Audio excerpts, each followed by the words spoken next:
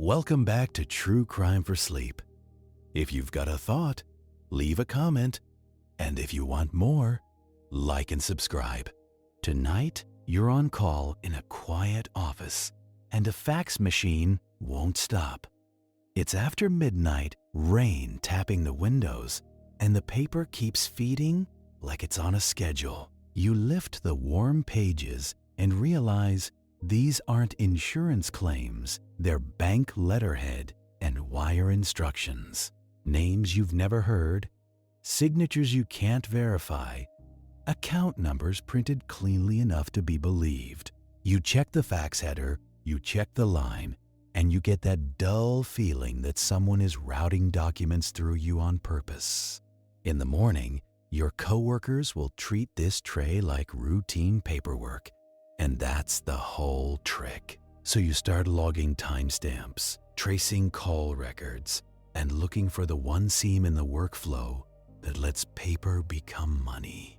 What breaks first when a trusted fax number skips callback verification and a spoofed sender identifier slides through the machine's header checks? You don't call it a crime yet. You call it a machine misbehaving because that is safer for your blood pressure. You stand in the copy room light, humming fluorescent tubes, and the fax keeps chattering. You peel another page off the curl, and your thumb comes away warm with fresh toner. The header line says it came from a regional bank branch. The number looks right, formatted right, professional, in a way that makes your brain relax. That is the first danger. You look down at the body text again.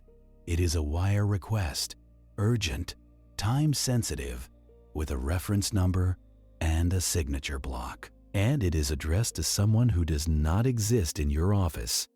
You glance at the timestamp. It hit at 12:27 in the morning, then 12:32, then 12:39. Not random. Scheduled. Congratulations, you have stopped thinking like an information technology tech and started thinking like bait. You pick up the handset on the fax line and listen. It is quiet. No dial tone, because the fax machine is holding the line the way a terrier holds a sock. You hit stop. The machine whines, offended, and prints one last page anyway.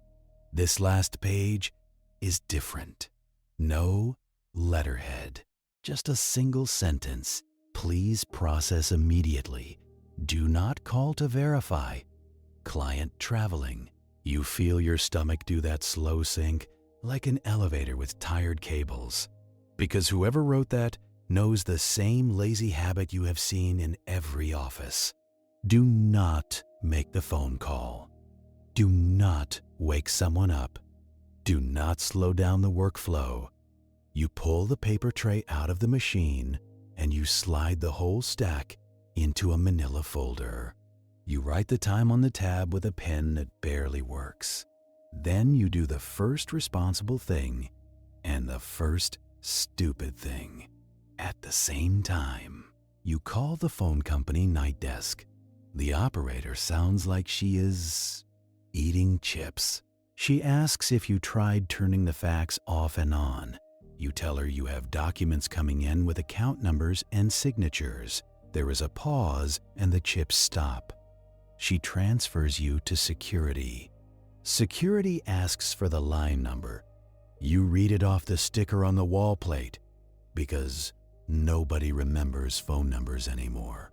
You hear keys clicking, slow and careful. He tells you the call is coming in, like any other fax call. No alarm bells, no magical trace, just a connection. So you make the decision point you will hate in the morning. You call the local police non-emergency line. The dispatcher sounds bored until you say bank. Then she sounds like she wants to hand you off to someone else fast. A patrol officer arrives 20 minutes later, wet shoulders, cheap coffee breath, looking around like he expects to find a burglar hiding behind the laminator. You show him the pages. He squints. He reads the words wire transfer and authorization, and his face changes from annoyed to cautious. He asks if any money is missing. You tell him you are an insurance office. You do not handle wires. He nods like you just told him. The sky is blue. He says, "So what is the crime?" And you have to explain it the way you would explain smoke to someone who wants to see flames. You tell him your machine is being used as a mailbox. You tell him someone wants these pages to sit in your tray where morning staff will sort them without thinking. He asks why. You point at the sentence that says, "Do not call to verify." You watch him realize what you already know. If this gets mixed in with routine paperwork, someone will forward it. Someone will fax it again. Someone will walk it to a manager for a signature. And the whole point of fax is that it feels like paper. So it feels like it came from a person. The officer radios his supervisor because you said, "Bank again." While he does that, you go to the front desk and pull the building access log. It is a clipboard with pen scribbles because 1997 is still pretending it is 1985. No entries. No cleaning crew yet. You check the back door anyway. Locked. You check the side stairwell. Locked. So the intrusion is not physical. It is quieter than that. It is a phone line being used like a hallway. The supervisor on the radio says to preserve the documents. You already did. The supervisor says, "A detective will call you in the morning." That is not comfort. That is a promise of bureaucracy. The fax machine starts again. You watch it feed. The paper slides out like a tongue. This time the letterhead is different. Another bank. Another branch. Same tone. Urgent. Same instruction. Do not call to verify. Now you have a pattern. And pattern means intent. You shut the fax machine off at the power switch. The room goes silent, and your ears ring in the sudden calm. Then you realize what you just did. If this is an active fraud, you just closed the only mouth that was accidentally talking. So you turn it back on. You let it print. You feel gross about it, like you are letting someone break in just to see how they do it. You take a deep breath through your mouth because toner has a smell that sits on the back of your tongue. You start a notebook entry. Time, pages, header information, caller identification if the machine shows it. You copy the CSID line, the station identifier, the little name the fax claims to be. It says, First Regional Wire Desk. It is too neat, too on the nose.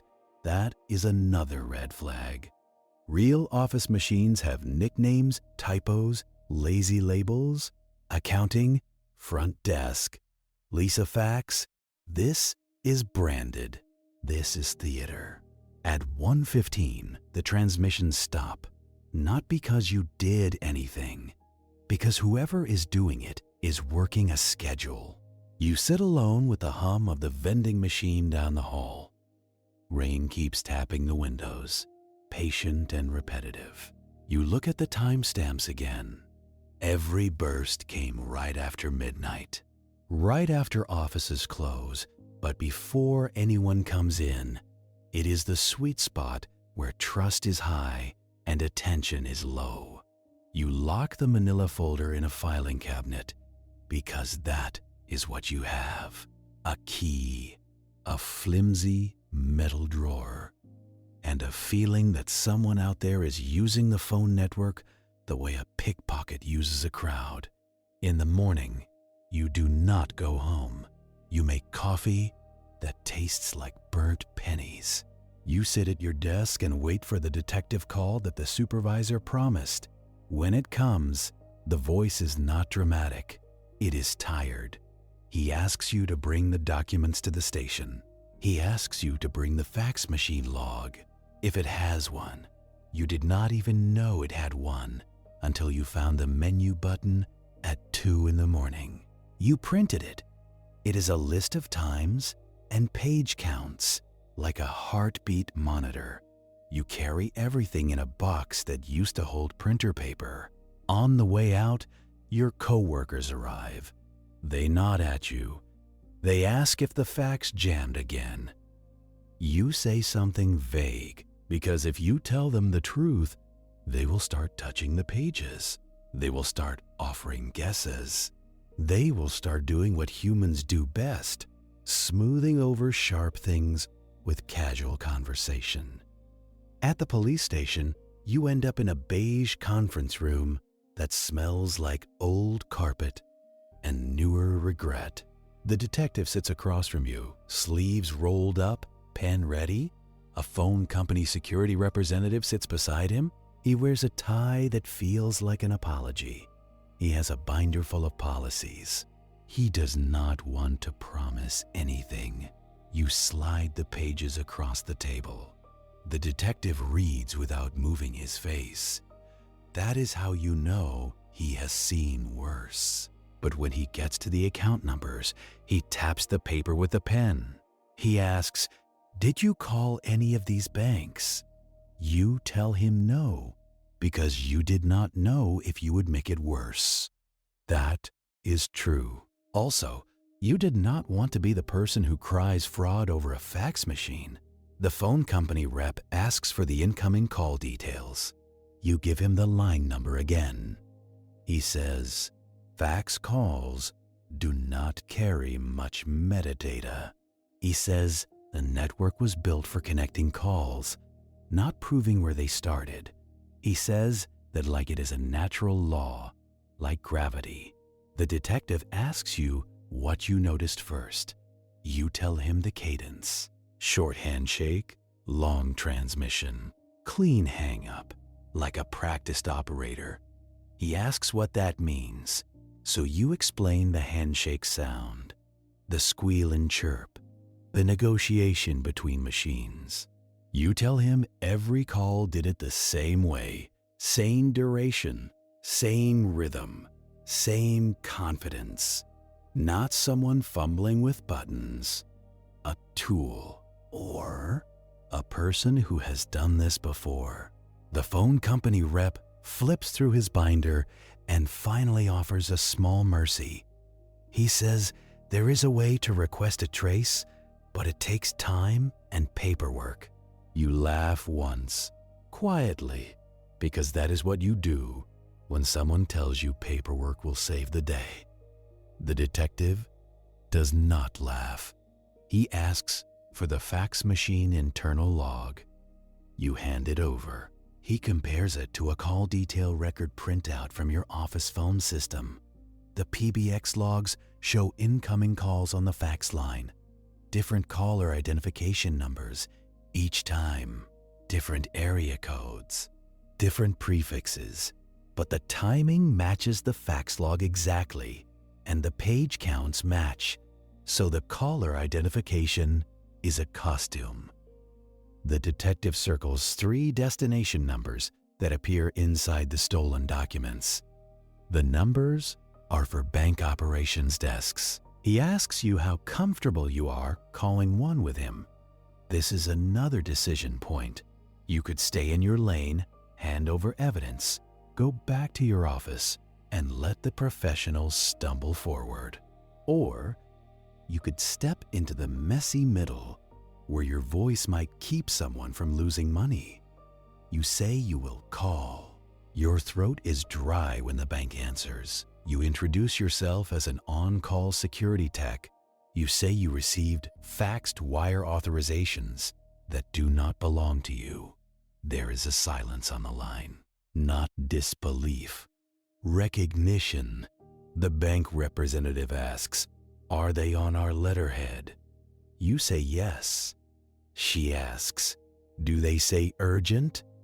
Do not call to verify." You say yes. She exhales. slow. She tells you they had a near miss yesterday. A wire request came in by fax, looked authentic, matched the customer signature on file. But a clerk, a bored, tired clerk, called anyway because something felt off. The customer was not traveling. The customer was asleep at home. The bank stopped the wire. The detective leans back in his chair, and you can see him putting a new label on the case. This is not prank faxing. This is an active fraud in progress. When you hang up, the detective says a phrase that sounds too clean for what this is. Fax insertion. Injecting fake instructions into a trusted workflow. Not hacking computers. Not cracking encryption. Just sliding paper into the stream where paper already means yes. You feel an ugly admiration for the simplicity because it is not clever technology. It is a clever understanding of people. Fax is trusted because it is old and boring. It is the office equivalent of a familiar hallway. No one expects a knife in a familiar hallway. The phone company rep says the caller identification can be spoofed. He says the CICD can be programmed. He says you can make a fax machine claim it is anyone. He says that like it is a technical curiosity. You look at him and you realize he has never watched a clerk stamp received on a lie. The detective asks if your office received anything else unusual. You remember the single page with no letterhead, the sentence. You slide it across. The detective reads it, and he nods slowly. Whoever is doing this knows how banks try to protect themselves. They are preempting the safeguard. They are telling the clerk what the clerk wants to hear. Do not call. Client traveling? Do not be the problem. The detective asks if you can keep the fax line active.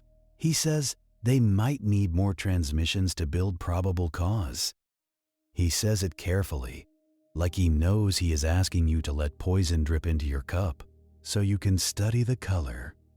You hesitate. If you agree, you are part of the trap. If you refuse, you might shut down the only accidental view into the scam. You agree, but with conditions. You say you want a lock on the fax room door. You say you want the tray cleared and secured. You say you want the morning staff told not to touch anything. The detective says he will talk to your manager. You already picture that conversation. Your manager will look at you like you are inventing drama to feel important.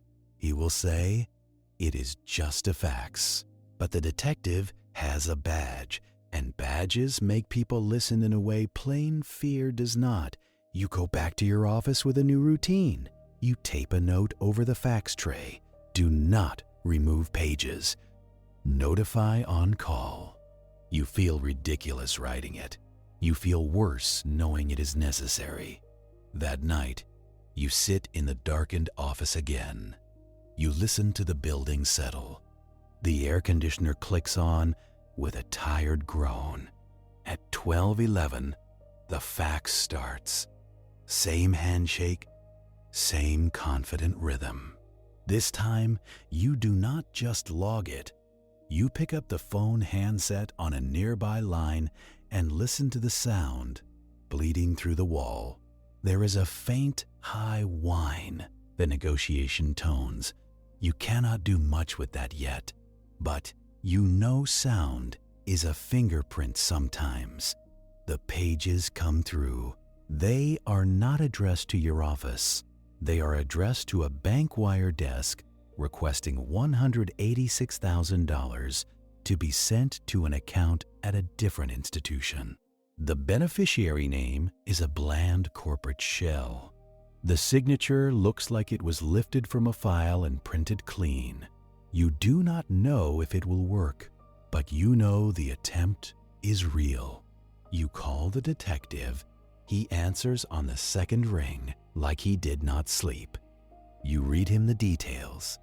He tells you to fax a copy to him at the station.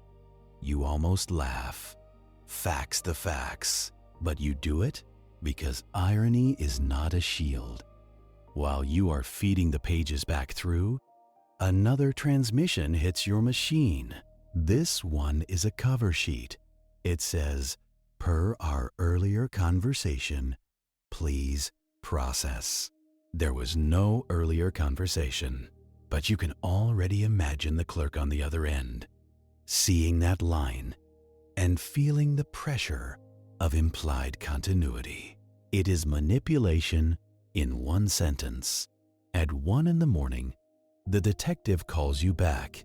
He says something shifted. A second building across town reported the same kind of misdirected fax. Only that time, the building was not an insurance office.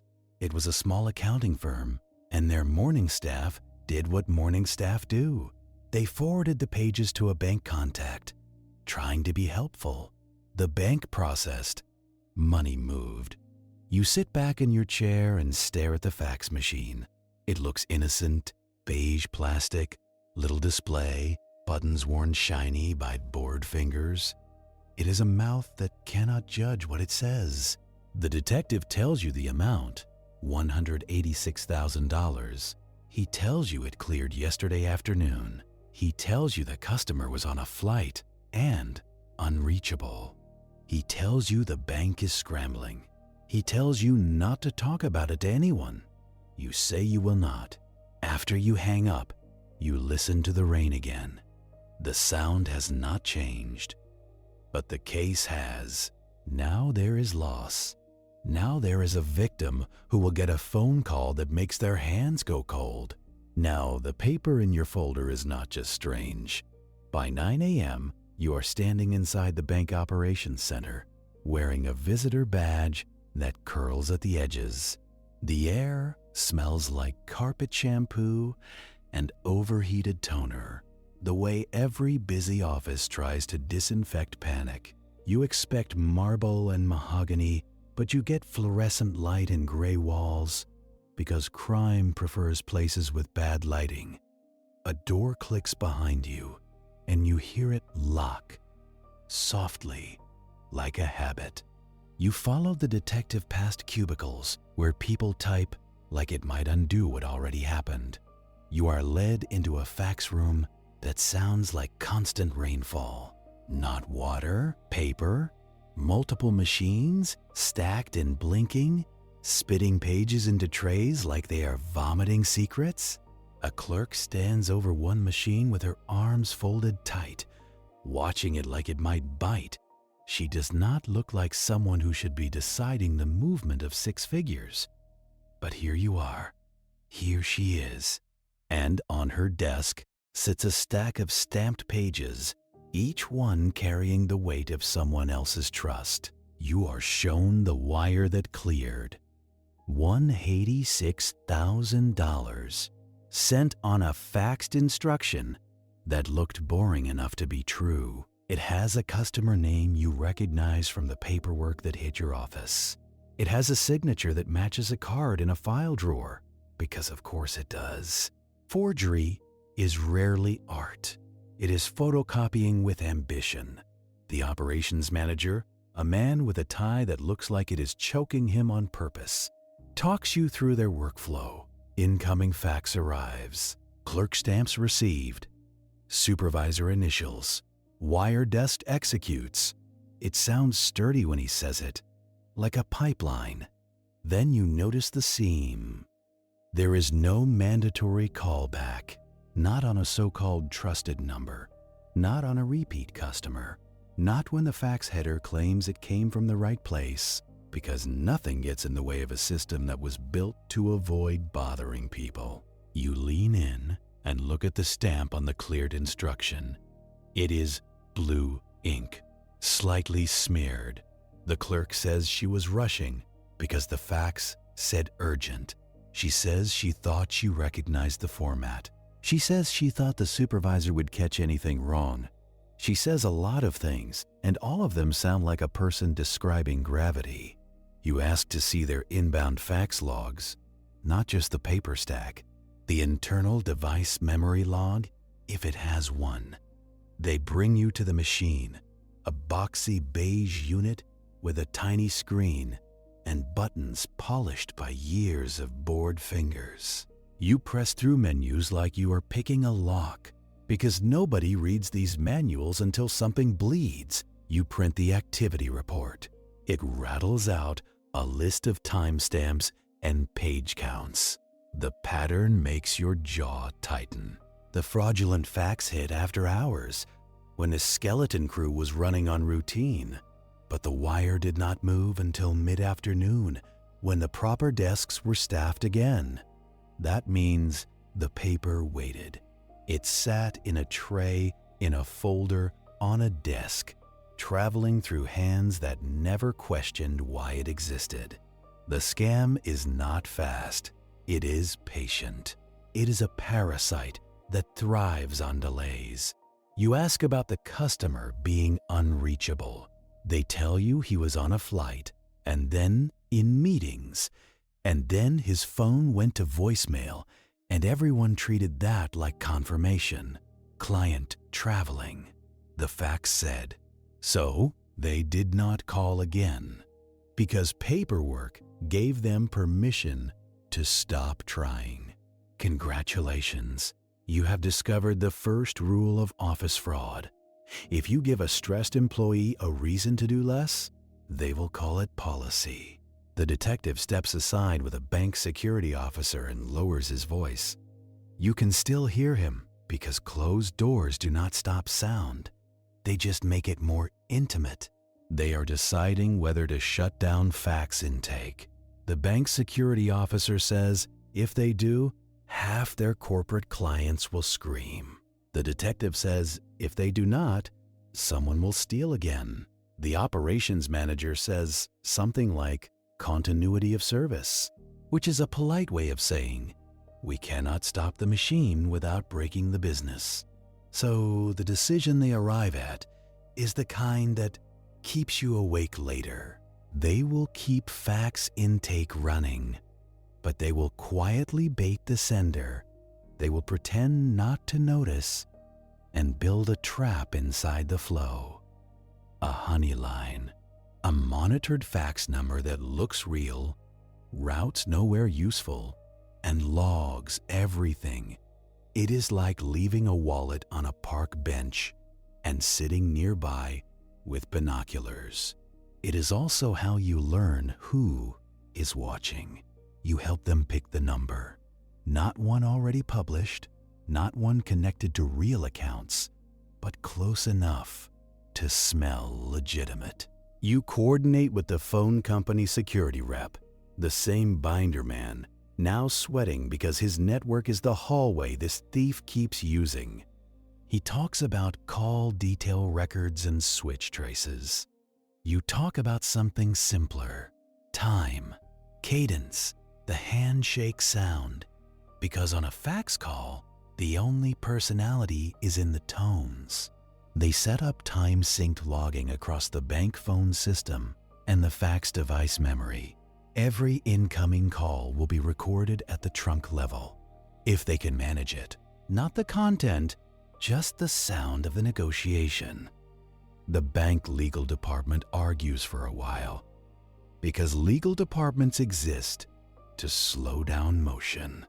Then the detective says, extortion and active fraud, and suddenly the arguments get shorter.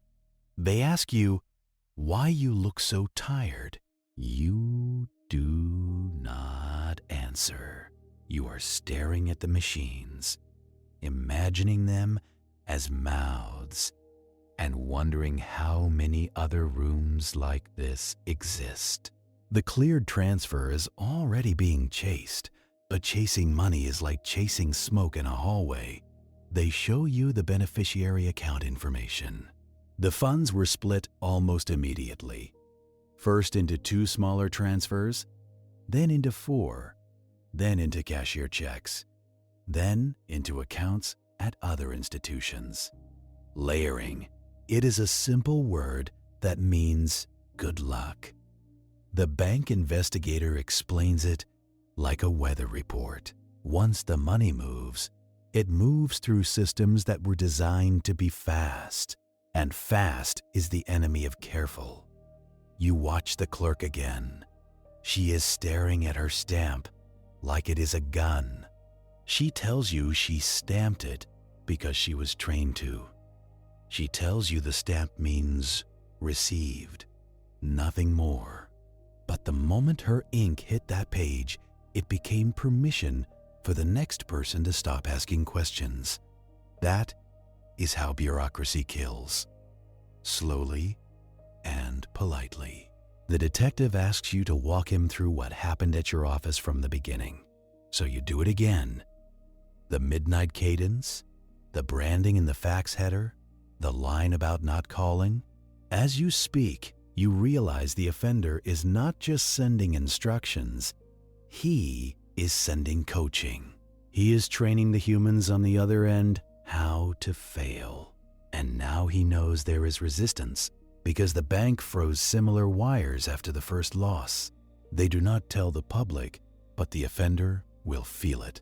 A rejected wire is the system saying no, and criminals hate being told no. They hear it as a challenge. The bank security officer makes the call that turns this from quiet embarrassment into something louder. They issue internal guidance restricting wire by fax, not banning it because they cannot, but adding steps, adding friction, the kind that makes employees complain. They send an email that says, "Verify by callback for high-dollar wires." They say it is temporary. Temporary is what people call permanent changes when they are afraid of the word permanent. Within an hour, their phones start ringing. Clients ask why their wires are delayed. Client service reps ask what they should say. Someone in marketing asks if they should prepare a statement, and everyone looks at him like he suggested singing at a funeral. Competitors will hear whispers because banking is a town where everyone pretends they do not gossip. You can feel the offender's window closing even though he is not in the room. And when a window closes, a thief climbs faster. That night, you do not go back to your quiet insurance office. You are asked to sit at the bank in a smaller room near the monitored line. It is not dramatic.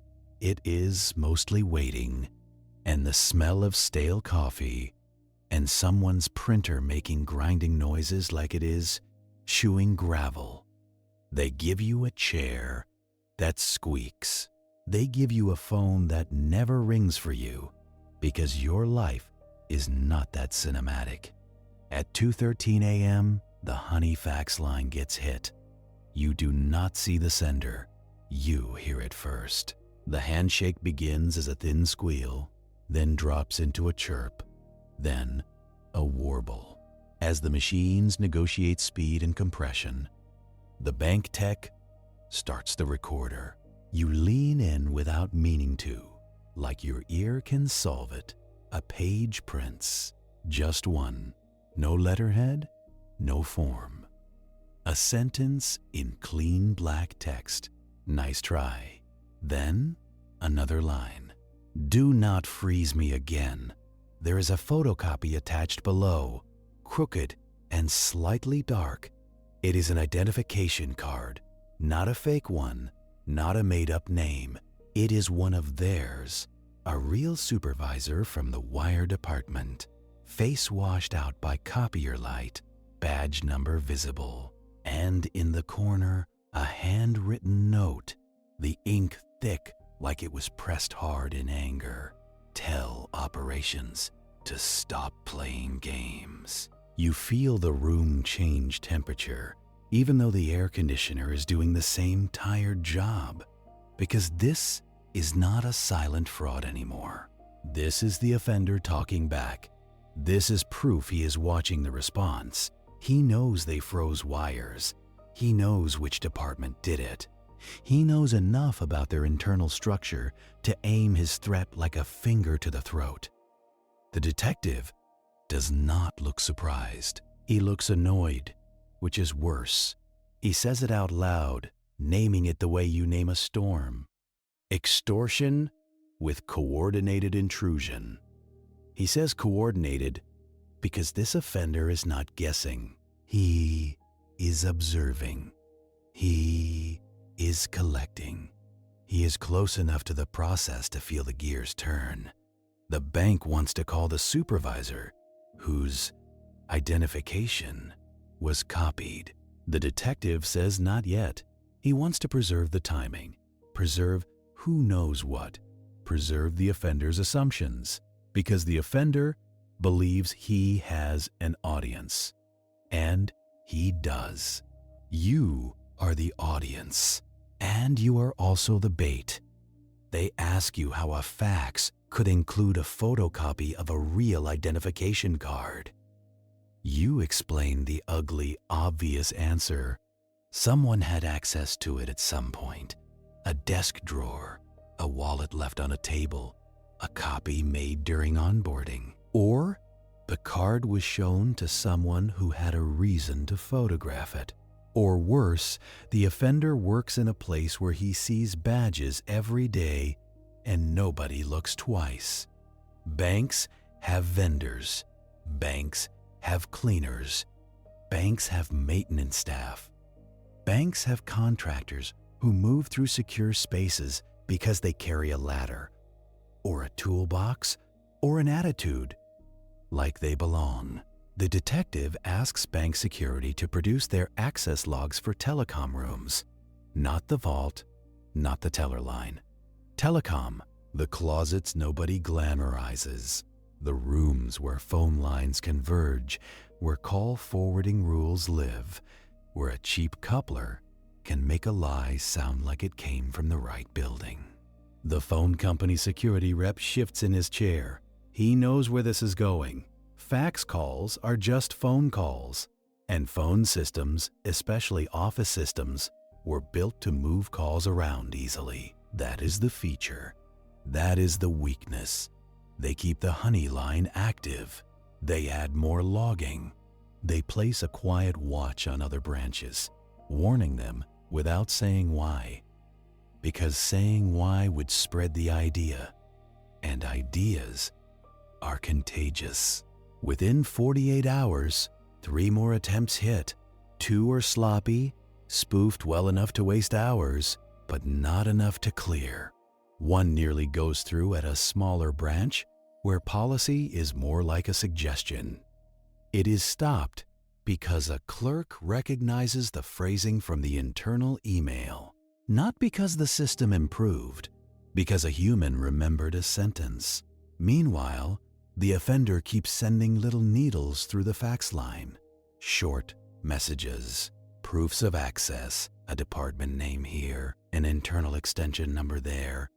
Not enough to help you catch him directly, but enough to keep everyone jittery. The bank operations center begins to feel like a room full of people listening for footsteps. Upstairs, you focus on the one thing that does not lie as easily: the sound. When the longer transmission hits the honey line, you capture more than a single page. You capture a full multi-page attempt, complete with forms, signatures, a cover sheet that mimics corporate format. And inside that call is a tiny irregularity, a stutter in the handshake, a repeated tone that does not show up on the other ordinary fax calls. It is like hearing a car engine misfire in traffic. Most people do not notice, but you have been listening too much, too late at night, for too many days. You play it back for the phone company rep. He frowns and says it sounds like a specific class of fax modem. Not a big office multifunction machine? Something smaller? Maybe external? Maybe paired with a computer? A device a person could carry in a bag? A device that could dial from wherever it was plugged in? Now the offender is not just a shadow in the phone network. He is a shadow carrying hardware. And hardware has habits. Hardware has settings. Hardware has a particular way of saying hello. The detective asks the carrier for rapid traces on the incoming calls. This is where you learn the ugly truth in practice. Traces point to innocent places. A copy shop? A shared office suite? A church administrative line? Each trace is a hop, not a home, because call forwarding can turn the phone network into a hall of mirrors. You can make one call look like it came from another place by routing it through systems that were designed for convenience. And convenience is the god everyone still worships, even after the sacrifice. You map the hops by time, because time is the one thing the offender cannot fully disguise. He hits after hours. He favors places with lobbies that stay unlocked late. He uses lines that would not raise suspicion if they dial out for a few minutes. A copy shop after closing, with a phone line still active. A church where someone stays late to fold bulletins and nobody questions a phone call. A business center with 24-hour access where the lobby is full of people pretending not to see each other. A stakeout at the business center catches nothing because the offender is not sitting there with a fax machine on his lap. You realize that, with a kind of weary relief, criminals are often lazy. If they can avoid being present, they will. So you consider the next possibility: an unattended device. A small fax modem paired to a timer, plugged into a wall jack in a telecom closet or an unused office or a conference room that nobody books at night. It dials out automatically, sends its packet of lies, then sits silent again, like a spider that only moves when the web vibrates. The bank security team resists the idea at first.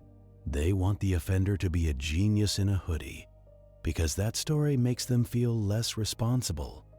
You tell them the offender is probably someone who knows default codes, someone who knows that many office phone systems ship with a standard admin password that nobody changes. Someone who knows call forwarding can be activated from a handset with a simple star code, if the system allows it. You see their faces tighten when you say nobody changes.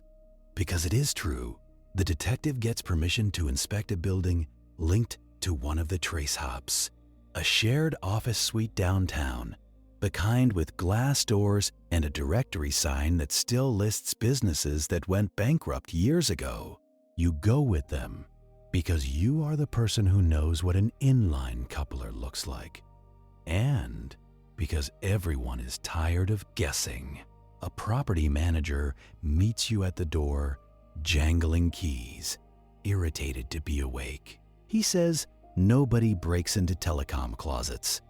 He says there is nothing valuable in there. You nod because you have learned not to argue with people about what they think valuable means. In the hallway, the carpet smells like old smoke and lemon cleaner.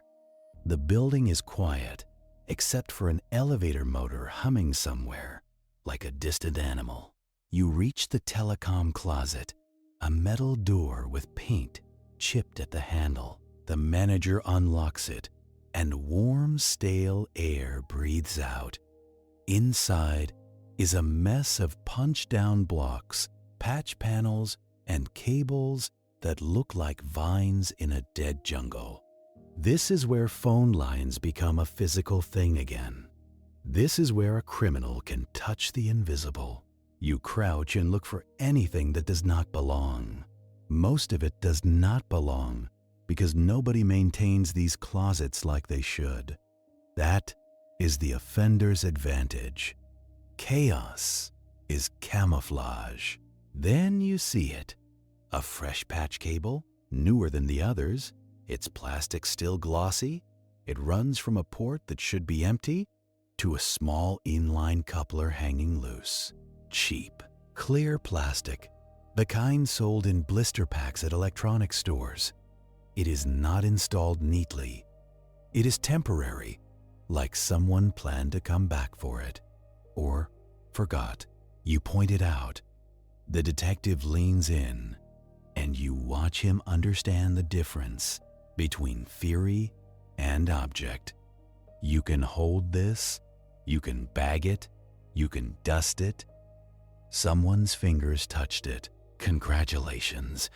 You have found the first real footprint in a case built out of phone tones. They photograph the closet. They bag the coupler. They take the patch cable too. Because why not? Everything is evidence when you are starving. Back at the station, the prints tech tells you what you already expect. Partial prints, smudged. Not enough for a clean match in the system. But there is something else. The coupler is a specific odd brand, not the common store brand everyone buys. The kind only one local electronics shop carries. Small detail, small mercy. Because people who hide behind machines still shop like everyone else. They still need receipts. They still need a cashier to ring up their little plastic tools of convenience. The detectives pull store records. This part is not glamorous either. It is a detective in a windbreaker, standing at a counter, asking a teenager with a nose ring if they can print old invoices. It is phone calls to a manager who does not want to cooperate until someone says subpoena.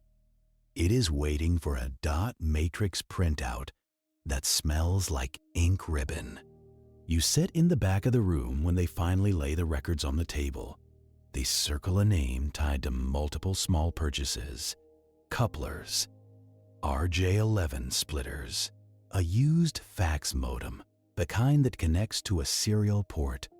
The name is ordinary enough to hide in a crowd. It belongs to a mid-level office services contractor, the kind of person who shows up with a tool bag, a badge, and a shrug. The kind of person you wave through because you do not want friction before coffee. The detective reads the address on the record, then looks up at you. He does not say "got him," because he has learned that words like that are traps.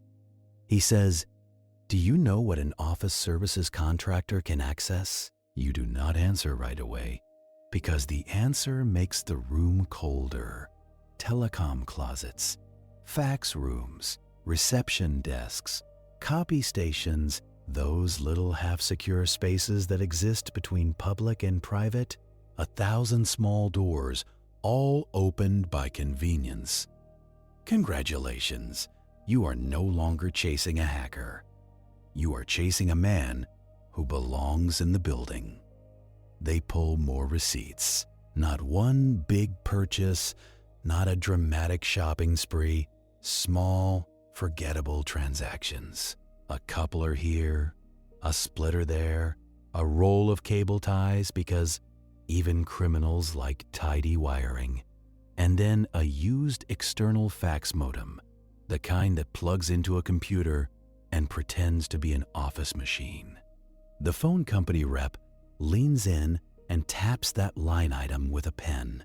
He says that would explain the handshake artifact. Not a standard multifunction unit, a modem with its own tone profile, its own awkward way of saying hello. You feel the case tighten, like a knot pulling in.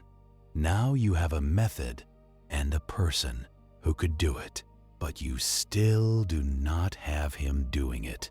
And without that, all you have is suspicion and a paper trail that could still be coincidence. The detective assigns a team to pull the contractor's work history, where he has been scheduled, which buildings he had keys to, which nights he had access after hours. This is not cinematic research. It is phone calls and faxes and someone digging through a filing cabinet in a back office. The kind of digging that leaves dust in your throat. A list comes back, dozens of sites, because contractors are everywhere. Bank branches, accounting firms, business centers, law offices, even a church. The same church that popped on your traces. That is when you see the connective tissue. Not proof, but alignment. The detective looks at you again, and you can tell he is deciding how to use you. He asks you a question that is really a warning. If we test him, can you help us build something believable? Because the next part is not about catching a signal. It is about provoking a habit. You help design a controlled test, and it feels like setting out a saucer of milk for a rat. The bank creates a decoy wire template.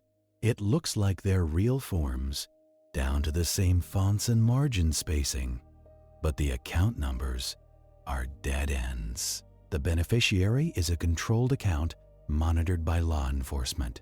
The amounts are high enough to be tempting, but not so high that a clerk would faint. They put subtle markers in it. A slightly misspelled internal code. A reference number that does not exist in any real customer file. A tiny formatting quirk. A double space that no one would notice unless they copied it. Then comes the part that makes your skin itch. They have to leak it. Not to the public, to the channels they believe the offender is already watching. Places like unattended fax trays, after-hours copy rooms, telecom closets that connect offices to the outside world like veins. They send the decoy to themselves first, through internal paths, to make it look routine. Then they allow it to brush past the vulnerable points. A clerk prints it and leaves it on the output tray, while she grabs coffee. A supervisor signs a training sheet nearby, leaving the folder open on the desk. Everything is mundane, because mundane is where this offender lives. You hate the feeling of manufacturing risk, but the risk is already real, and the only difference is who chooses where it sits. You and the detective sit in a small room again, with stale coffee and the hum of fluorescent lights. On the table is a speaker connected to the FAX line. You are listening for that handshake, because now every incoming call is either nothing or a door opening. Hours pass. Phones ring elsewhere. Someone laughs down the hall, and it sounds wrong in this building. Then, in the early dark of morning, the speaker wakes up. A thin squeal, a chirp, a stutter you recognize like a familiar cough. You lean forward, and your shoulders tighten. The fax machine begins to print. 1 page, 2, 3. The bank tech lifts the pages as they come out, hands careful, like he is catching hot bread. It is the decoy, except it is not. It has been altered. The beneficiary account is changed. The destination routing is different. The amount is adjusted to a number that looks more realistic, less likely to trigger internal review, and the formatting is almost perfect. Almost. Your tiny double space is still there. Your misspelled internal code is still there. He did not recreate it from scratch. He copied it, then edited the parts that matter. Congratulations, your bait got bitten. The detective does not smile. He nods once, like a man marking a calendar date. Now you can work backwards, because the fax did not just arrive. It arrived through a route, and routes leave footprints in phone systems. They pull the call detail record immediately, because time matters. The phone company rep makes his calls, and you can hear him using a different voice now. Less binder, more urgency. A rapid trace request goes in. The trace comes back to a building, not a person. a specific shared office suite downtown. Not the one you already searched, a different one. One serviced recently by the contractor according to the work logs. Now you have a place and a window.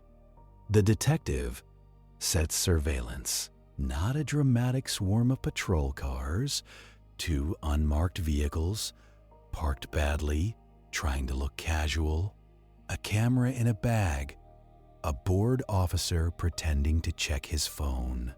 You go along because they want your eyes on telecom closets and phone jacks. You sit in the passenger seat and watch a building entrance across the street. It is the kind of building nobody looks at twice. Glass door, a directory with peeling letters, a lobby that smells like old air freshener, and wet umbrellas. People come and go. A late worker with a briefcase, a janitor with keys, a couple arguing quietly by the elevator. Hours pass and nothing happens. That is always the first lesson. Stakeouts are mostly waiting for disappointment. Then, close to midnight, a van pulls up. Plain white, no logo. The kind of vehicle that says, "I am here to fix something. Do not ask me questions." A man steps out carrying a tool bag. Not heavy, not swinging with weight, more like a prop. He walks with the posture of permission, head forward, shoulders steady, like he has done this 1,000 times. He does not look around like a thief. He looks around like a worker checking his next annoyance. He swipes a key card at the lobby door. The light blinks green. He belongs here, at least on paper. The detective speaks softly into his radio. You cannot hear the reply, but you can feel the shift in the car. The officers sit up straighter.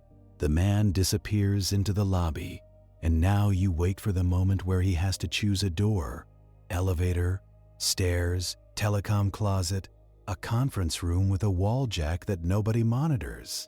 Minutes pass. Then a light flicks on inside a hallway on the ground floor. The man appears briefly through the glass, walking toward the back, toward the building management area, toward the places with wires. You get out and move in, not running, because running changes the story too fast. The detective meets you near the entrance, and you slip inside, behind him. The lobby is quiet.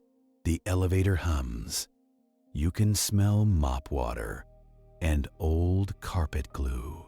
A security guard sits behind a desk with a half-eaten sandwich. He looks up at you with mild irritation, the way people look up when you interrupt their piece. The detective flashes a badge. The guard's face changes, and the sandwich stops moving. They ask where the contractor went. The guard points with his chin toward a back corridor, still calm, still not understanding what kind of night this is.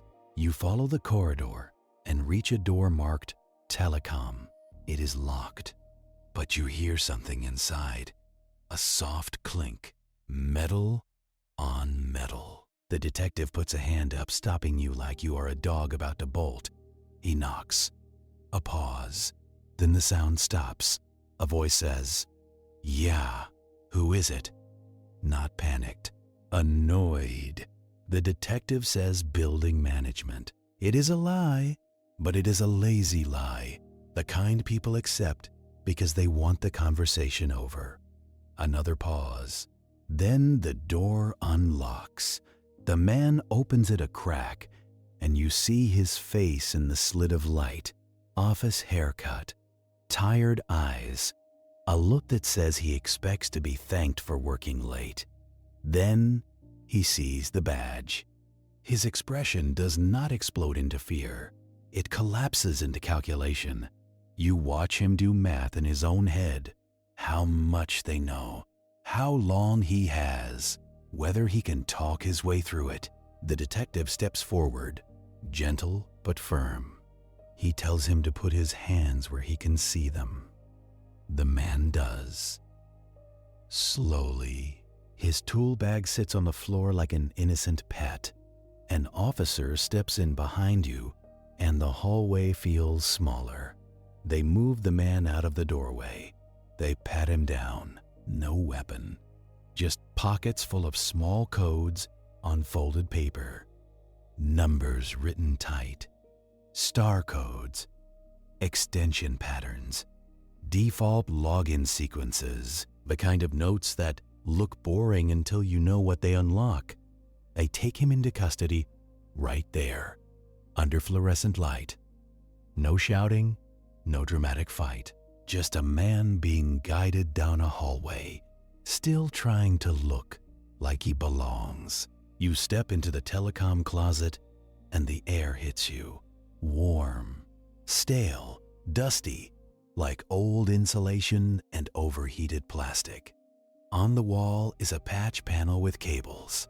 And there it is, a small external modem unit wired into a live jack, a timer taped to the wall beside it. Not sophisticated, not sleek, a cheap little device you could buy used and hide in a bag. Its lights blink in patient rhythm, like it is waiting for its next scheduled lie. You look at the wiring, an inline coupler, the same odd brand, a second coupler daisy-chained, because why do something clean when messy works? A call forwarding chain configured through the building phone system. You do not need to admire it to respect how effective it is. This is not hacking in the movie sense. This is office knowledge, weaponized. You can picture him doing it, walking in at night with a key, plugging in, testing dial tone, programming the modem to dial out, send, hang up, then sleep, leaving it there like a planted seed. Then coming back days later to move it, because staying in one place is how you get caught. The detective photographs everything. The techs bag the modem, the timer, the couplers. They label each piece with evidence tape that crinkles like dry leaves. The offender watches all of this from the hallway, wrists in cuffs, face tight. He asks what this is about. He says he is just doing maintenance. He says he was contracted. He says he has paperwork. The detective tells him, "Yes, you do." He says, "We have paperwork too." They take him to the station. You follow, because now the questions are not just how. Now they are why and who else. At the station, the interview room smells like disinfectant and old sweat. The suspect sits with his hands on the table, cuffed to a metal ring. He looks smaller without his tool bag. He looks like a man who has been told his little system is not clever anymore. The detective starts with the easy things, the purchases, the work logs, the trace hops, the modem in the closet. He lays it out slowly, piece by piece, like building a wall. The suspect shakes his head. He says coincidence. He says his job is telecom. Of course he buys couplers. Of course he is in closets. Of course his name shows up. The detective nods like he expected that. Then he slides the decoy fax across the table, the altered one. He points at the subtle markers, the double space, the wrong internal code. He tells the suspect those markers were never released publicly. He tells him they only existed inside the bank, inside a controlled path. He tells him that document came back to them, changed, and it came back with the same handshake artifact. The suspect's eyes flicker. Just once. But it is enough. The detective does not pounce. He lets silence do the work. Silence is a pressure. It makes people talk to relieve it. The suspect finally says he did not hurt anyone. He says it is just paper. He says the banks can afford it. He says it like he is trying to sell the detective on a lesser sin. You sit behind the glass, listening, and you feel that familiar disgust, not at the crime, exactly, at the excuse, because it is always the same.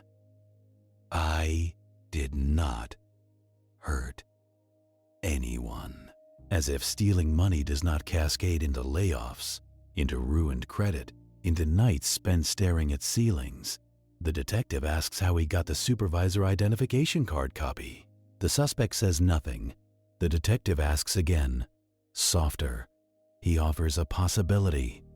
Maybe it was left on a copier. Maybe it was in a trash bin. Maybe you took a photo during an install. The suspect's jaw tightens. He says, vendors see everything. He says, people leave badges on desks. He says security is a sign on a door, not a habit.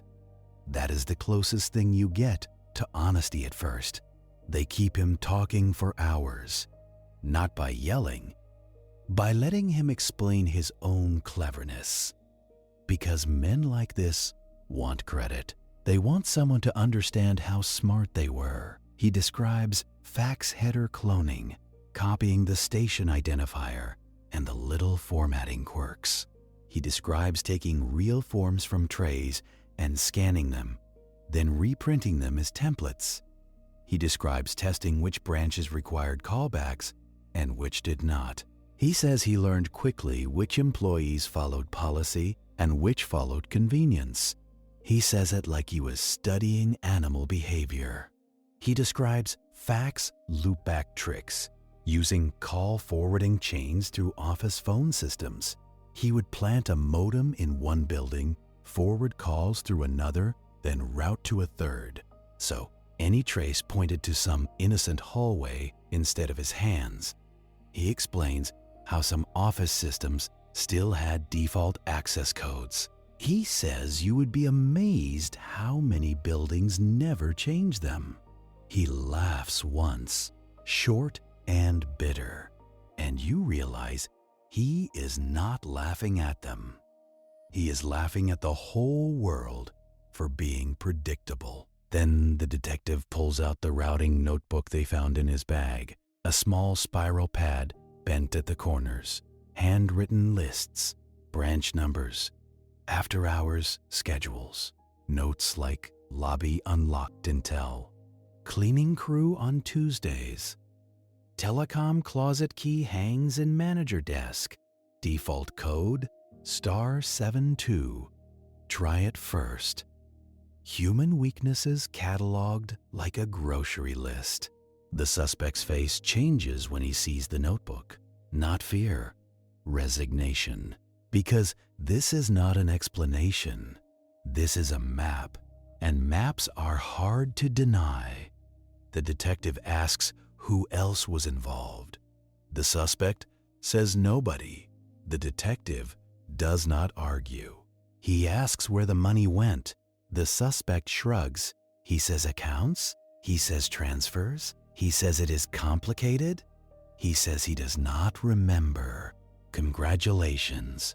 You have reached the part where criminals develop amnesia. They remember every trick, but forget every beneficiary. The detective leans in and makes the offer that always comes sooner or later. Help us recover. Help us identify the mules. Help us understand the flow. And we can talk about reduced counts. The suspect's eyes lift. That word reduced is a tiny flashlight in a dark place. He says he can tell them some things. He says he never touched most of the money directly. He says he used people, temp workers, people looking for side gigs. They were told to open accounts, receive funds, withdraw cash, buy cashier checks. They were told it was payment processing. He says some knew, some did not. He says he found them through classified ads and word of mouth. He says he paid them enough to keep them quiet. The detective asks for names. The suspect gives a few, reluctantly. First names, phone numbers, a couple of addresses. It is something, but you can hear the limit. He is giving enough to bargain, not enough to burn everything. Because even cornered men try to protect their future allies. After the interview, you are allowed to see the evidence spread on a table, the modem, the timer, the couplers, the notebook, printed copies of the faxes. When you see it all together, it looks stupid. Cheap plastic and paper, no lasers, no encryption keys, just a system built on trust and a man who knew where trust was lazy. You are asked, quietly, whether the handshake artifact matches what you heard. You say yes. The phone company rep records your confirmation because even your ears become part of the file. Then the case shifts again, as cases always do, from catching to proving. Arrest is one thing, court is another. In the days that follow, you help create a timeline where the suspect was scheduled, where the traces pointed, which branches were hit. You match work orders to fax attempts. It is depressing how often they line up. Monday night, service the business center. Tuesday after midnight, fax hits routed through that line. Wednesday, service the church system. Thursday, trace points to the church. It is not perfect, but it is consistent enough to make a jury nod. And a jury nod is not the same thing as a judge signing a warrant for the money. It is not the same thing as a customer getting their account balance back. It is not the same thing as the bank sleeping again. You learn that quickly because the arrest changes the mood, not the math. The math still says $186,000 left the building, and the building cannot pretend it did not. So you go where fraud always goes after the cuffs click. You go to conference rooms with closed blinds and voices kept low. You go to the operations center again, months later, when the adrenaline is gone. The fax room is quieter now, but it is not dead. Machines still sit there, warm plastic breathing, because businesses hate funerals. You walk past cubicles where new people type, unaware of the old panic. The bank security officer greets you like you are an unpleasant memory. He wants the lesson without reliving the night, but the night left paperwork, and paperwork demands witnesses. They sit you at a table with a debrief packet thick as a phone book. It smells like fresh toner and old guilt. They start with recovery numbers because numbers are how they anesthetize pain. Some funds were clawed back within hours.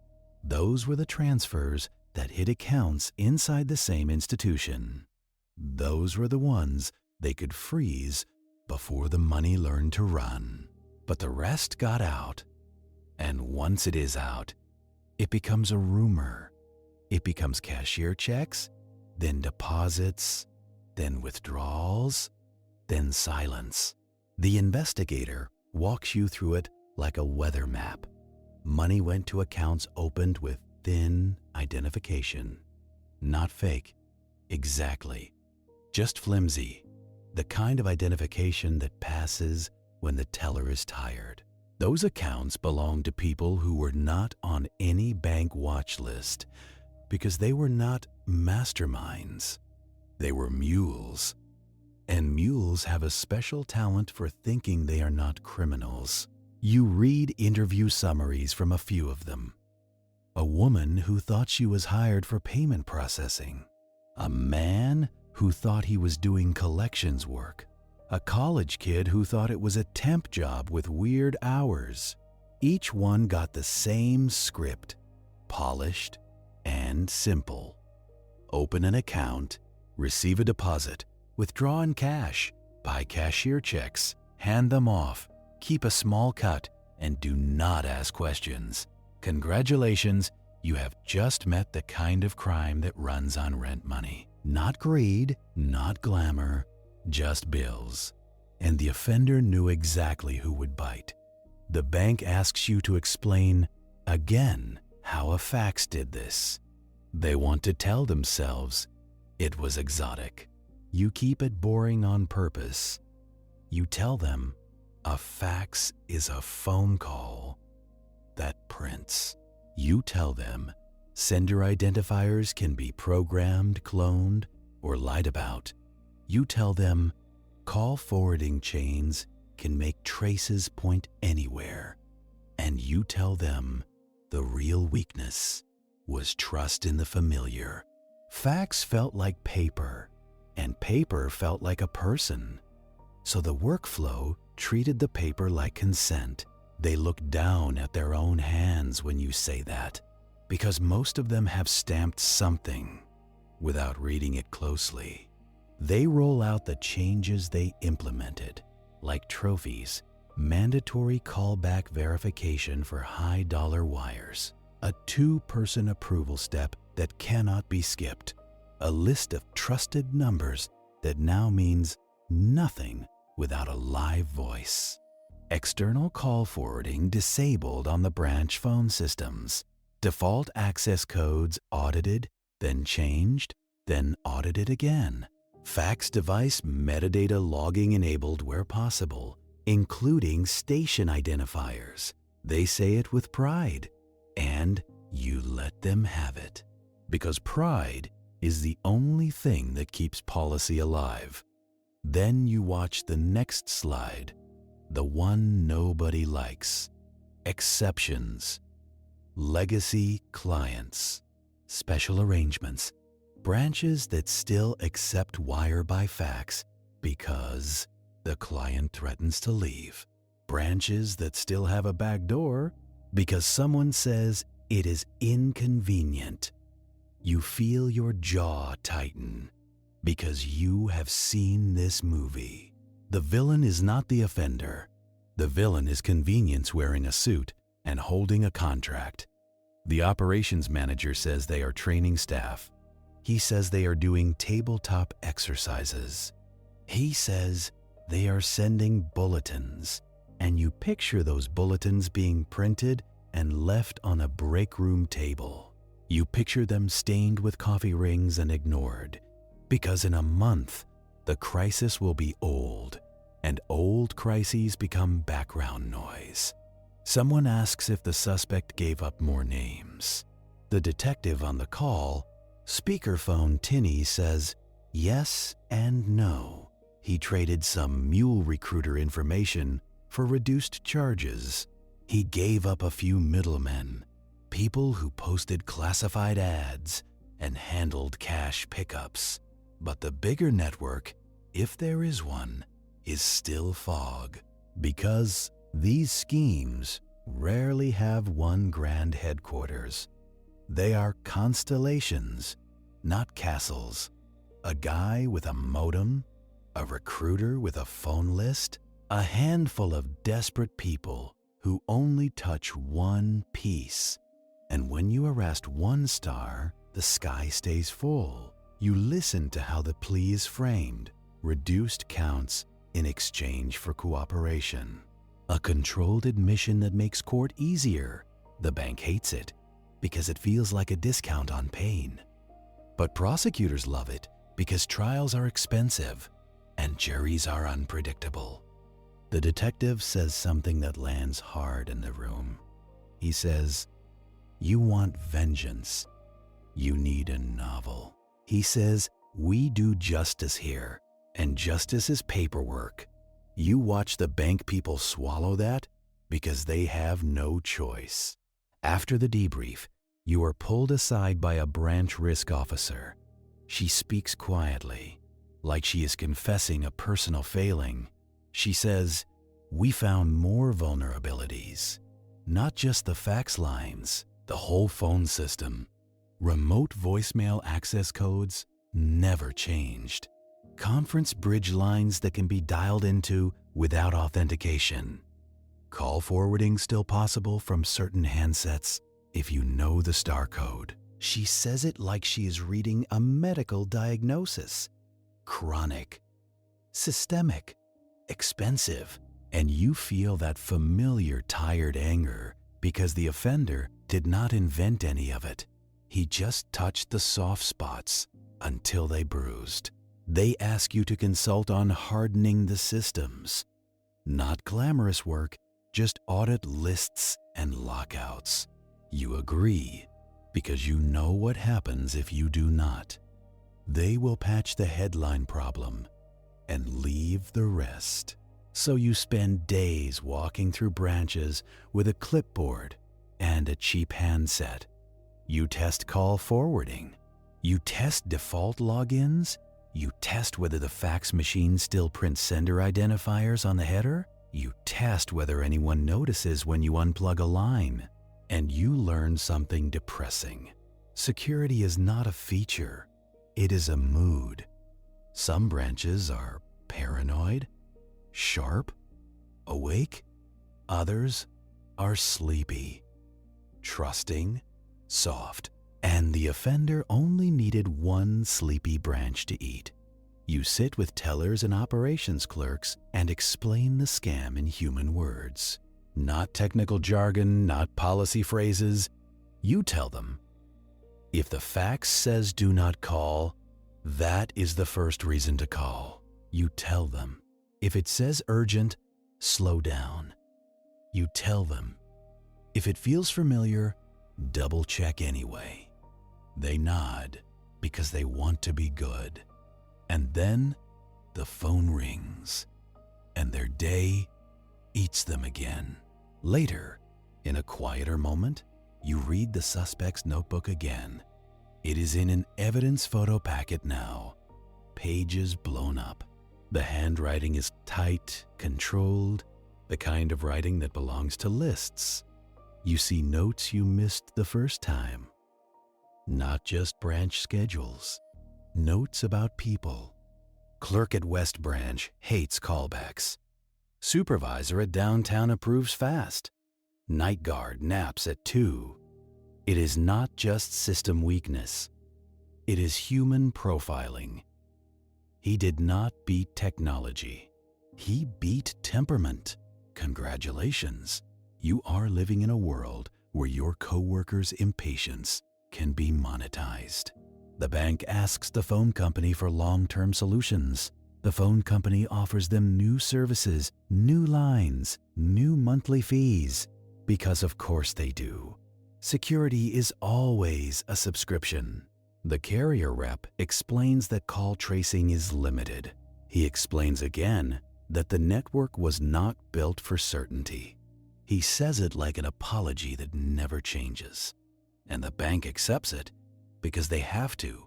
You sit through meetings about moving off fax entirely, encrypted email, secure portals, digital signatures. Everyone nods until someone says implementation timeline. Then the room goes quiet like a church, because changing workflows in a bank is like moving a cemetery. There are too many bodies buried under routine, so the compromise happens, as it always does. Fax stays, but with handcuffs. Fax stays, but only from registered numbers. Fax stays, but with callbacks, and callbacks mean delays, and delays mean angry clients, and angry clients mean holes. You can feel the cycle trying to start again. Then there is the other problem. The cleared wire that started this whole mess was not the only one. It was the one you saw. The one that screamed loud enough to pull you in. Now investigators are combing through months of wire by fax activity. They are looking for the pattern of that phrasing. Urgent, client traveling.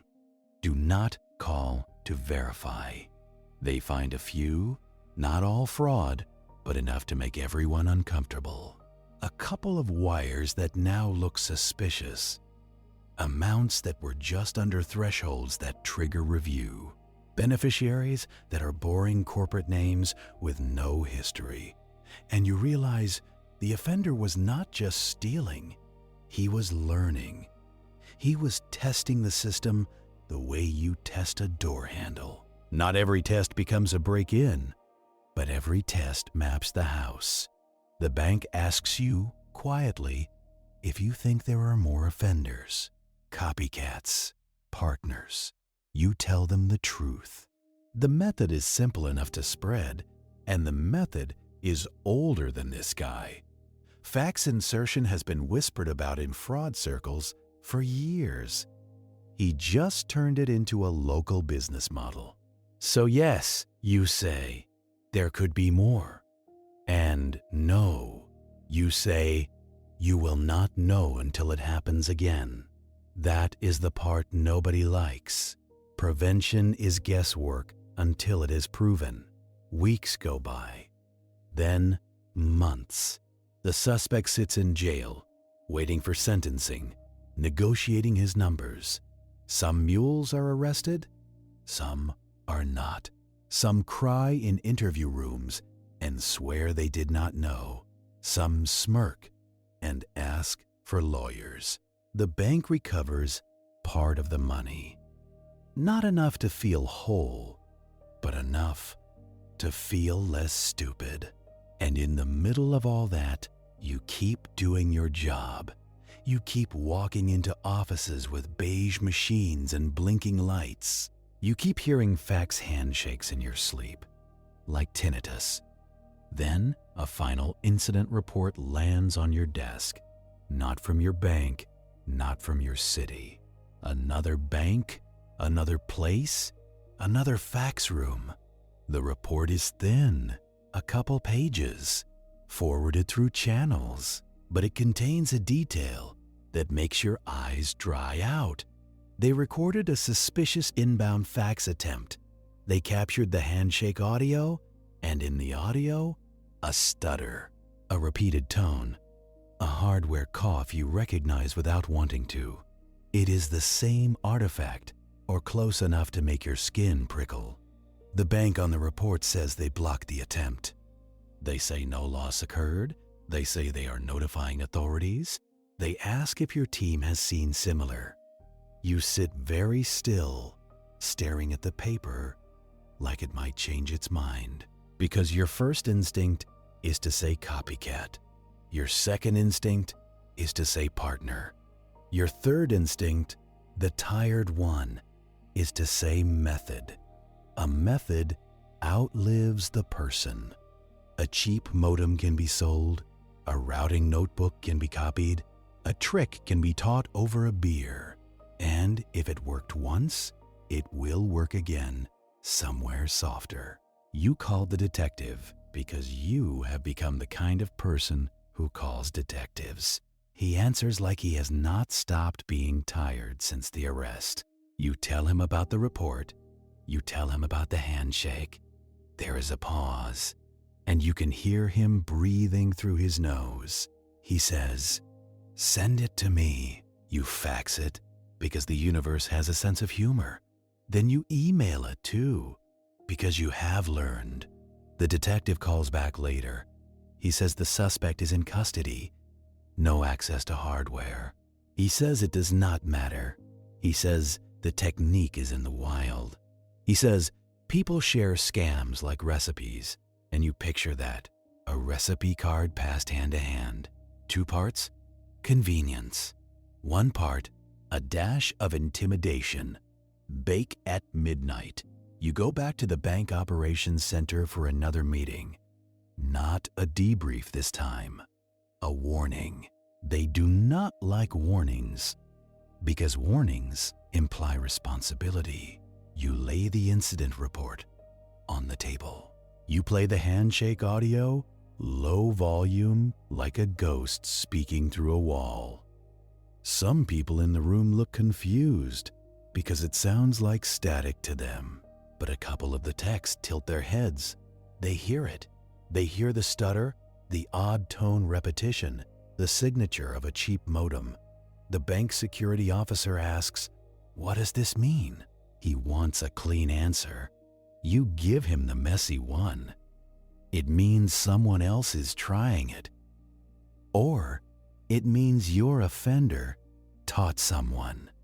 Or it means there are more like him because the same weaknesses exist everywhere. He asks what they should do. You say, do what you already promised. Kill default codes. Disable forwarding. Force callbacks. Train staff to distrust urgency. Audit every exception like it is a crack in the dam. He nods, but you can see his eyes drift to the calendar in his mind.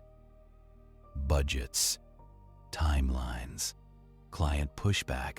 The slow grind of institutional inertia.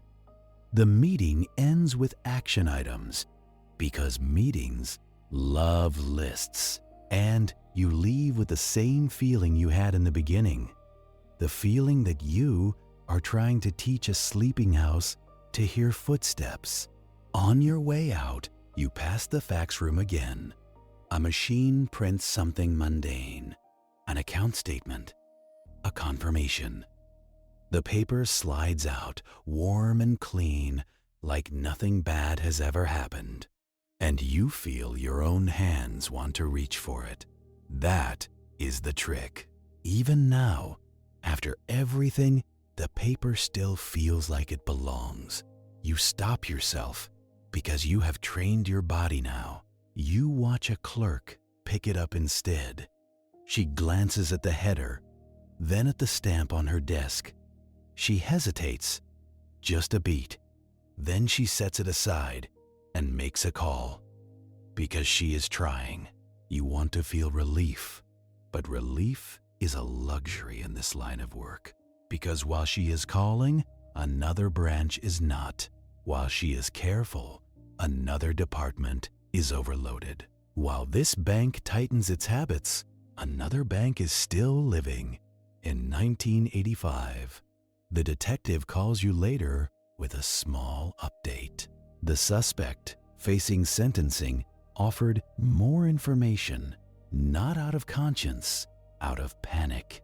He says there were other people he met in contractor circles. People who bragged about routing calls. People who traded access codes like baseball cards. He says one guy showed him a trick with voicemail systems. Another showed him how to chain call forwarding through office suites. The detective says it is hard to separate truth from bargaining, because bargaining is just another kind of fraud. But the names are being checked, the leads are being logged, and you know what that means. More beige rooms, more burnt coffee, more dead-end phone calls. Justice moving at the speed of paperwork again. You return to your own office life, at least on paper. The insurance office still has its fax machine, because of course it does. Your manager finally approves a lock on the fax room. He approves it like he invented the idea. You let him have that too, because you are tired. You add a policy.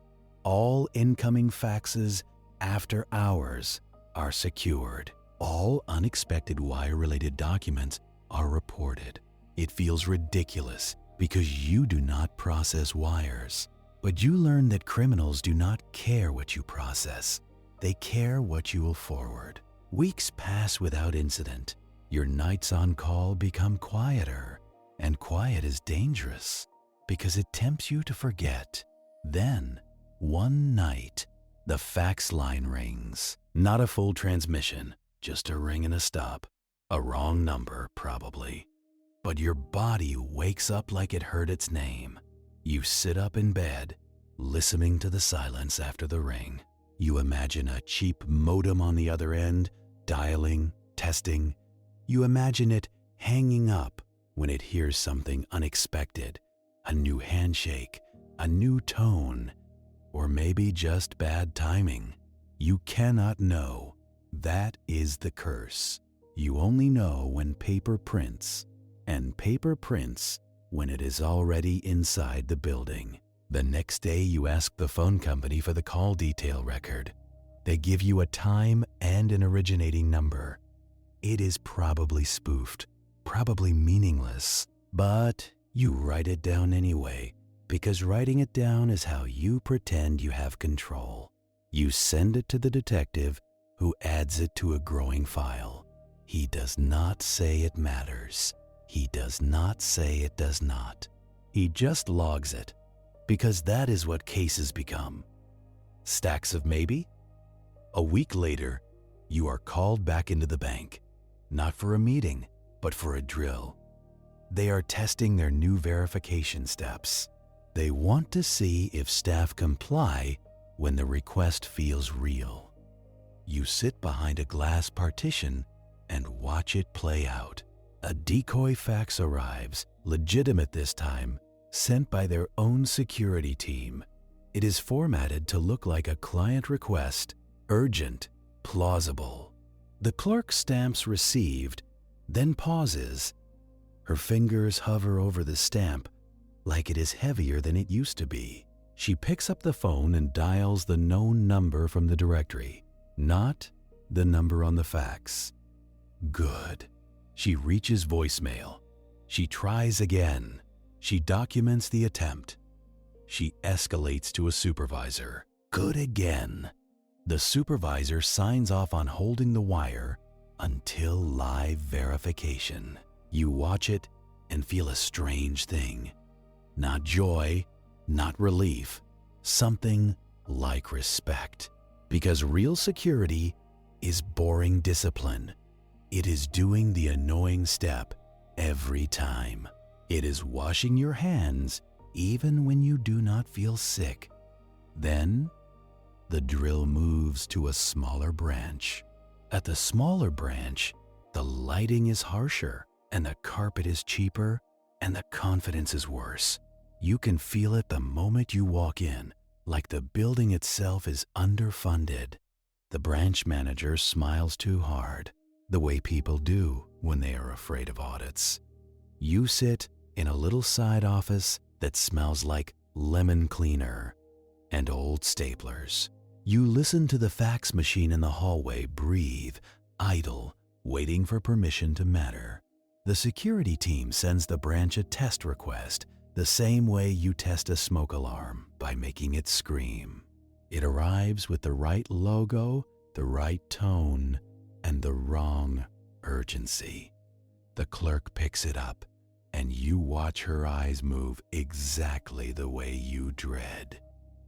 Header, amount, signature. Then that one sentence that always tries to unhook the brain. Do not call to verify. Client traveling. She exhales, and you can tell she is about to do the thing that feels easiest. Stamp it, pass it on.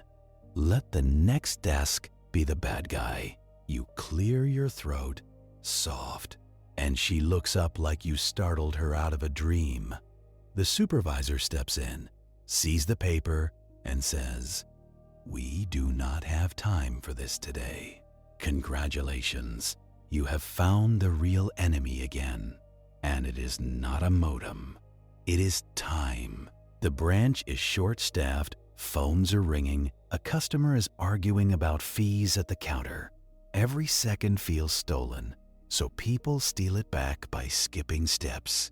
The security lead reminds them, this is a drill. The supervisor forces a laugh, embarrassed, and calls the known number from the directory.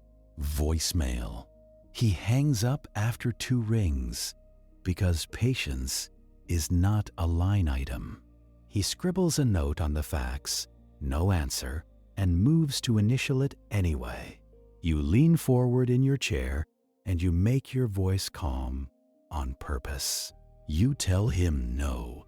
Live verification means no wire drill or not. He looks at you like you just asked him to carry a refrigerator upstairs. He says, corporate does not understand how it is out here. You say, the thief understands exactly how it is out here. That lands, not as inspiration, as insult. because it is an insult to realize a stranger has a more accurate view of your habits than your own leadership does. They run the drill again, slower this time, with documentation, with a second call attempt, with escalation. It works, technically, but you can feel how thin it is, how dependent on mood. You leave the branch with the security team, and in the parking lot the air feels too open. The bank guy says, "We passed." Right, you tell him the truth. You passed in daylight during a drill with someone watching. The real test is at 2 in the morning when nobody wants to be the problem. Back at headquarters, you sit through another meeting about process changes. Someone proposes a new cover sheet requirement, a special stamp, a colored paper for wire requests. It is adorable the way people reach for office supplies when they are afraid.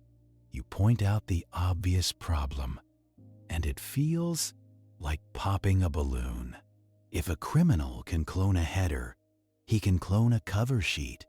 If he can lift a signature, he can match a stamp. The real control is not ink. It is a callback to a known number and a human who refuses to be rushed. They nod again, and you can see some of them already planning exceptions, because exceptions are how adults keep believing in their own specialness. In the weeks that follow, the case crawls through the courts. You are not in the courtroom because you are not dramatic enough for the front row, but you are in the paperwork as a witness to the logs, the tones, the physical coupler in the telecom closet. You sign statements that feel like they were written by someone who hates verbs. You explain, again, what a fax handshake is and why that stutter mattered. You translate it into human. Same device, same voice, even if it keeps changing masks. Meanwhile, the bank tries to keep living. They push updates to branch phone systems, disabling external call forwarding codes, and immediately, something breaks.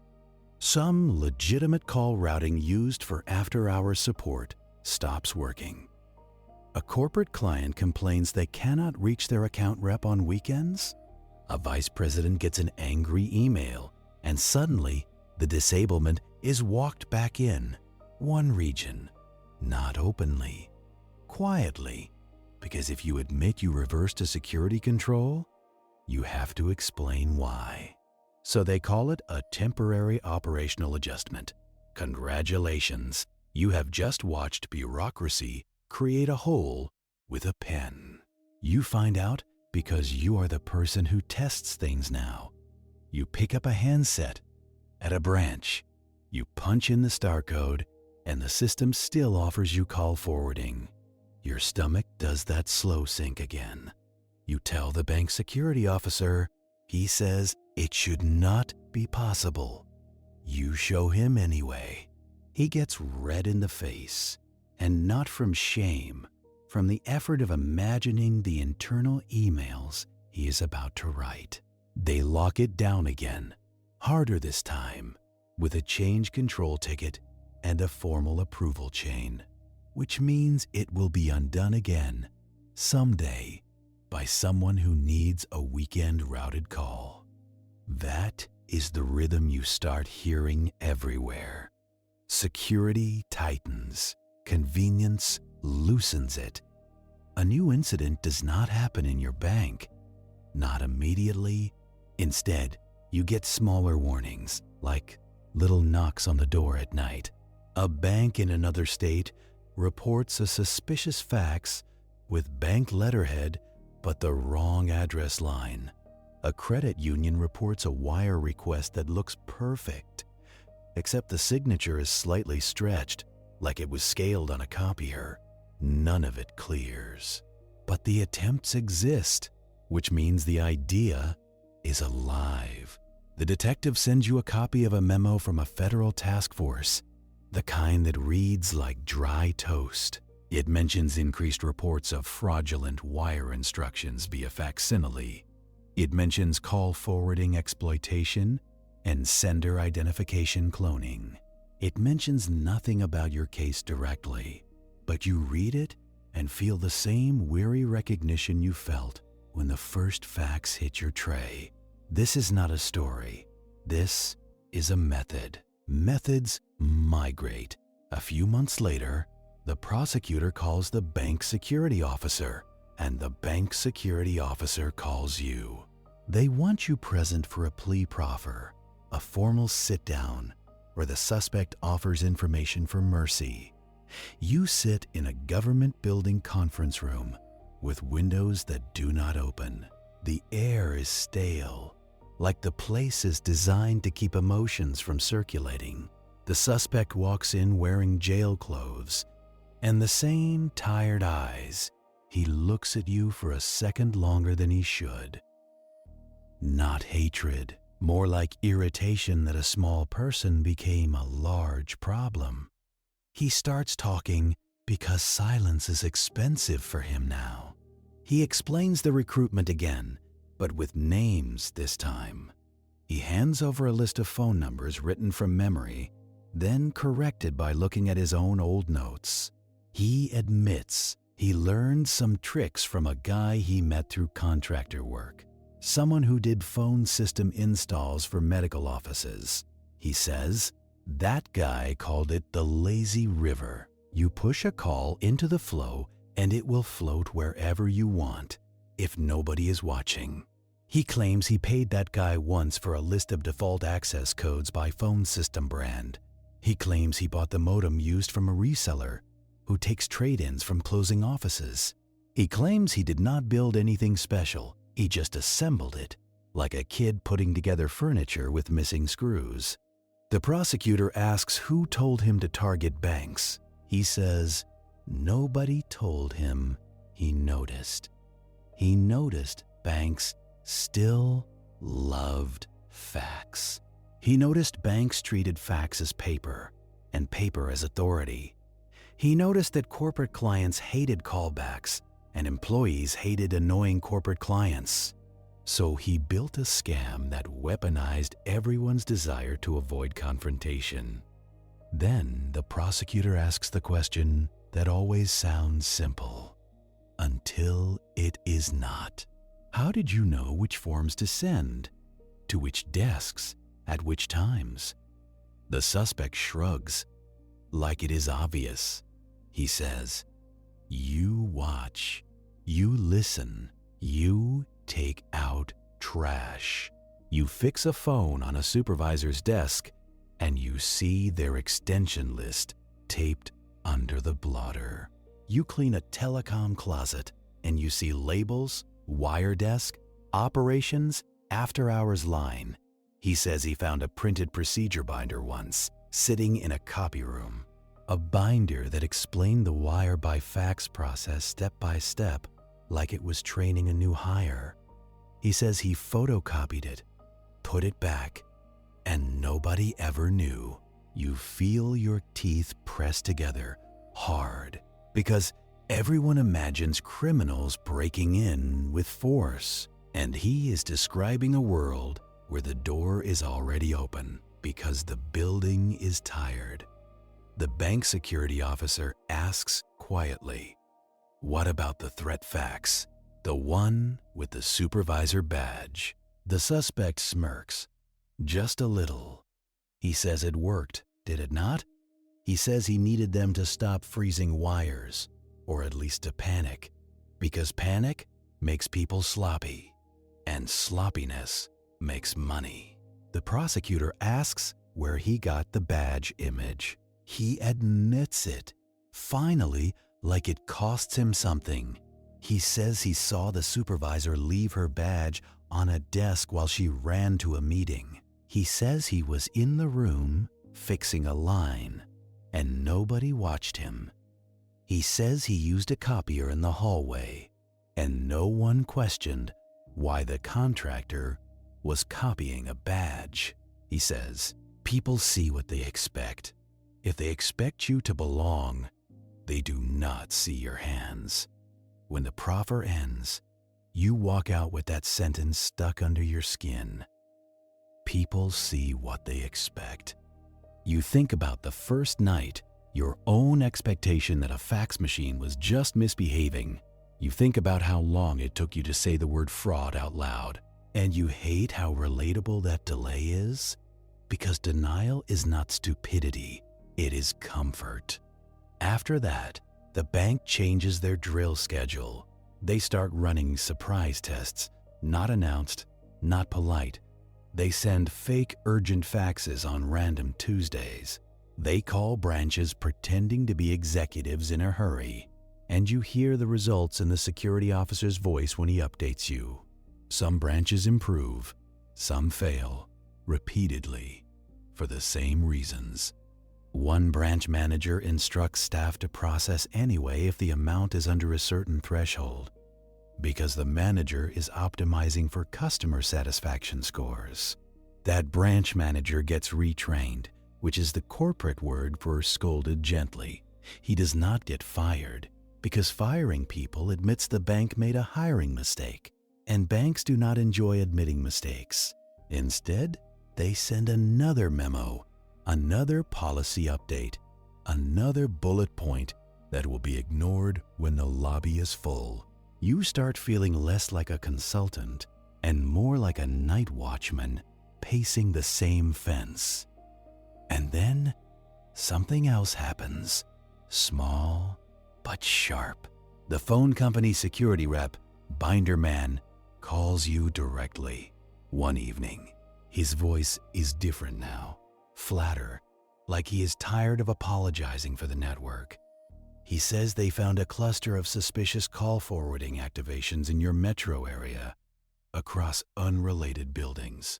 He says most look like misconfigurations, but a few match the pattern from your case. Short activations late at night, forwarding from an office suite line to a number that then dials out. He says they cannot prove criminal intent, but it feels familiar. You ask him what number the forwards route to, he gives it to you. You write it down, and your pen hesitates halfway through the digits because the prefix is local. Not out of state, not exotic, local, like someone wants to be close enough to touch the system. You call the detective with the number. He tells you they have it too, from a different report. He says they subpoenaed the records, and the number belongs to a prepaid line, activated with cash. He says that means nothing and everything at once. Nothing, because it is untraceable in the clean way. Everything, because it suggests someone is still building forwarding chains, still building hallways. You ask if it could be the suspect's associates. The detective says, maybe. He says the suspect gave names, but names do not equal confessions. He says they are watching the people they can, but resources are finite. He says, in plain language, that the world is full of unlocked doors and not enough hands to check them all. A week later, the bank security officer sends you a list of branches that still insist on fax for certain corporate clients. He asks you to visit and assess risk. You drive to the farthest one first because the farthest ones always feel forgotten. The branch sits near a highway, surrounded by fast food and exhaust. Inside, the air conditioning is too cold, and the employees move like they are conserving energy. You ask to see their fax setup. They lead you to a little room behind the teller line. The fax machine is an older model, the kind with a curled handset cord, like it wants to be a telephone again. The paper tray is open to the hallway, no lock, no camera, and sitting beside it, taped to the wall, is a cheat sheet. Wire desk fax number, operations extensions, and a list of star codes for call transfer and forwarding. not malicious, just helpful. You stare at it for a long second, and the branch supervisor says, "We use that all the time." You nod slowly. You ask, "Who wrote it?" She says, "A previous manager years ago, to make training easier. Congratulations, you have found a little shrine to convenience, and it is teaching anyone who looks how to reroute calls." You ask her to take it down. She hesitates, then says she will make a copy for the binder instead. You tell her no copy. Put it in a locked cabinet. Treat it like a key. She laughs lightly, like you are being dramatic. You do not laugh back. You explain gently that those codes are how the offender built his hall of mirrors. You tell her a criminal does not need to crack a safe if you tape the combination to the door. Her smile fades, and she reaches for the tape edge. She peels it off slowly, like removing a bandage. You check the branch phone system configuration with the help of a bored local technician. You find voicemail boxes with default personal identification numbers. You find one phone still allowed to activate external forwarding, not because someone chose it, but because it was missed in the update. Missed is all an offender needs. You document it, you escalate it, you watch the supervisor sign a remediation form, and you wonder how many other branches have their own little cheat sheets, their own missed phones.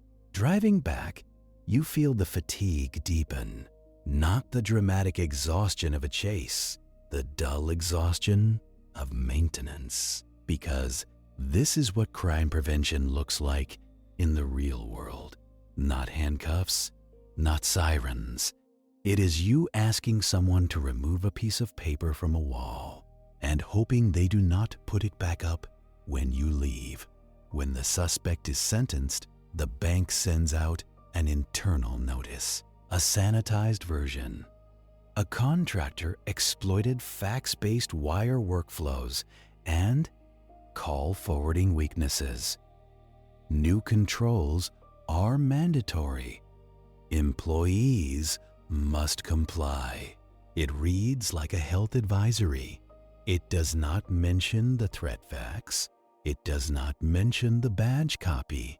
It does not mention how close they came to losing more, because fear is bad for business, and banks are businesses first.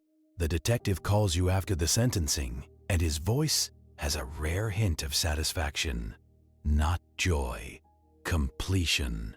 He says the guy will be gone for a while.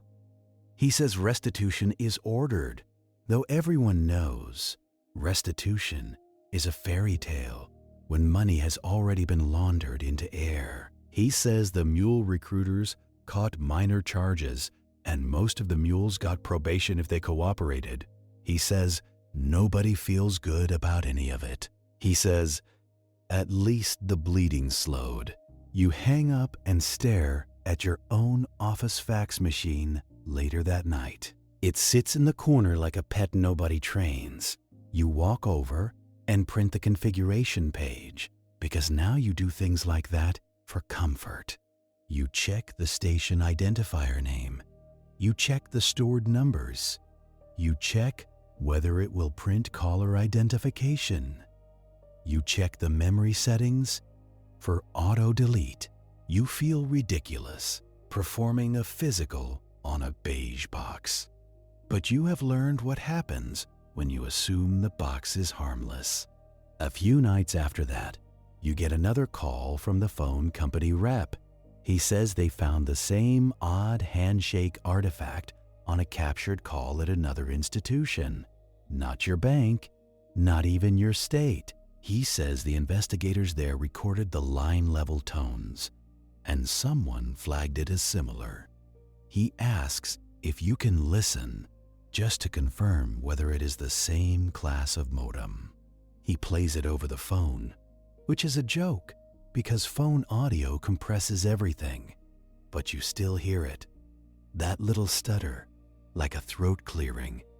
You feel your scalp tighten. You tell him it sounds similar, but you cannot be certain.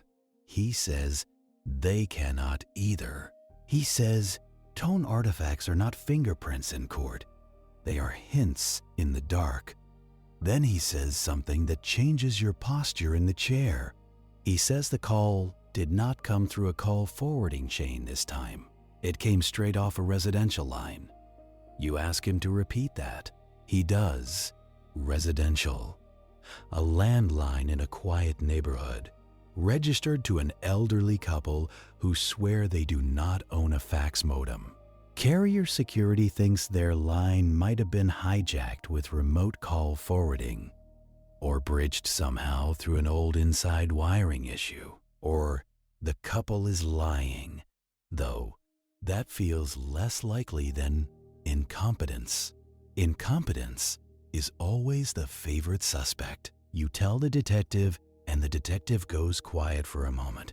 He says, that suggests a shift in method, away from office closets and towards softer targets, because offices started hardening. So the scam looks for homes, for small businesses, for places where nobody audits star codes. It is the same pattern. As water block one path, it finds another. The bank security officer asks you if you think fax-based fraud will fade as technology improves. You tell him no, not quickly, because the weakness is not the fax machine.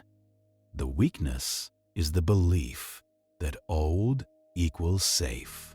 People distrust new things because new things feel like tricks, but they trust old things because old things feel like furniture. And criminals love furniture. Furniture is ignored. You run another assessment, this time on the bank's so-called trusted fax numbers list.